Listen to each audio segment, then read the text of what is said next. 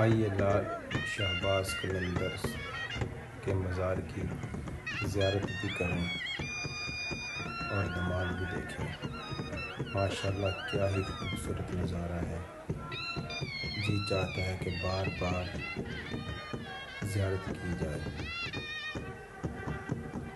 اور ماشاءاللہ بہت خوش نصیب لوگ ہیں جن کو اس سال زیارت کرنے کی توفیق ملی، اور کافی لوگ ہوں گے جو اس سال آ نہیں سکے ہوں گے، ان کے دلوں میں حسرت تو بہت ہوئی، مگر انسان کے ساتھ سوچ پوری ہے۔ اور کچھ لوگ ایسے ہوں گے جو پچھلے سال آئے ہوں گے، اس سال اس دنیا میں نہیں ہوں گے۔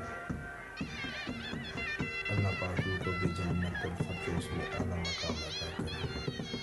اور جو لوگ اس سال نہیں آ سکے، میری اس لال شہباز قلندر کے در پہ کھڑا ہو کے یہ التجا ہے کہ اللہ پاک اسے آنے والے سال 2027 میں